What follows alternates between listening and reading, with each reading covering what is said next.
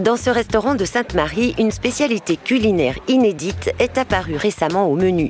Des pitons farcis que de nombreux clients découvrent pour la première fois. J'ai bien aimé le croustillant du petit piton et puis fromage, morue. Comme moi je ne suis pas trop viande, ça m'a beaucoup plu et le restaurateur m'a dit qu'il y avait aussi aux légumes. La prochaine fois, je me ferai un plaisir de venir au Resto Self pour déguster aux légumes. Je reviendrai.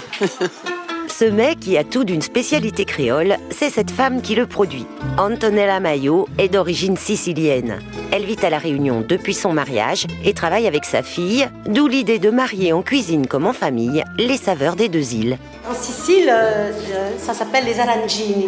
Mais c'est des grosses boulettes de riz farci. Et comme ici on mange que du riz, on aime bien le riz, j'ai dit pourquoi pas cette idée.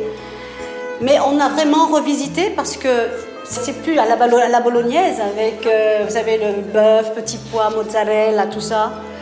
Donc c'est vraiment ici revisité, rougail, morue, saucisses pimentées, brinjelles pommes de terre massalées pour ceux qui ne mangent pas la viande. Son invention lui a valu d'emporter le prix Julie Mas 2014, un prix créé en la mémoire de celle qui fut la première femme chef d'entreprise à La Réunion.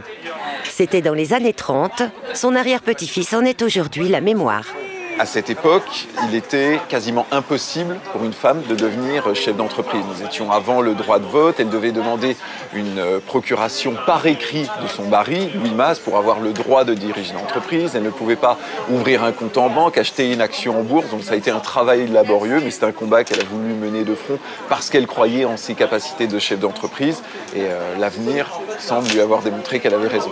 Susciter des vocations et encourager les femmes à créer leur entreprise, c'est la mission d'Entreprendre au féminin Océan Indien, l'association organisatrice de ce prix depuis 8 ans. Les foires, c'est aussi un réseau d'une centaine de femmes qui échangent leurs expériences et se soutiennent dans leur démarche. C'est une porte d'entrée quand on est chez Foire. On est à la 8e édition de ce prix. Donc chaque année, on a à peu près entre 20 et 25 dossiers. D'année en année, le taux augmente.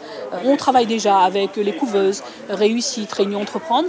On travaille vraiment en partenariat et ils savent qu'ils peuvent compter sur Foire pour dynamiser, pour susciter l'envie et donner cet esprit d'entreprendre à toutes les jeunes femmes. Le nerf de la guerre, trouver des fonds. Un vrai combat, surtout en cas de reconversion à 55 ans, comme c'est le cas pour Antonella Mayo.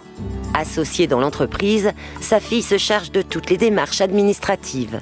Trouver une banque qui nous fait confiance, ça c'est très difficile. C'est la raison pour laquelle on est passé par Réunion Entreprendre, qui est sous un projet bien scellé avec un plan de financement, un business plan, nous permet d'acquérir un prêt à taux zéro.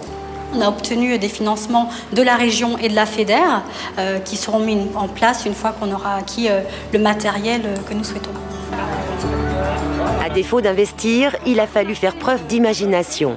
C'est ainsi qu'un accord est né avec ce couple de restaurateurs. Elle se fournit chez eux en curry pour garnir ses pitons farcis. Ils distribuent ses produits dans leur restaurant. Elle loue à mi-temps leur laboratoire. Pour diminuer les charges, on a pris son initiative au sérieux. En fait, c'est un genre d'échange de produits et de services en fin de compte. Tipiton Créole est encore une entreprise artisanale, mais elle a déjà des projets de développement pour augmenter sa production quotidienne. On en fait pour le moment 350. Mais lorsqu'on aura le matériel adéquat, on pourra en faire peut-être 1000 par jour. C'est pour ça qu'on a besoin de finances. L'aventure des pitons farcis ne fait que commencer. Ils connaissent déjà un succès d'estime, en attendant d'entrer peut-être un jour au top 10 de la gastronomie créole. Il faut se gars, va la commer.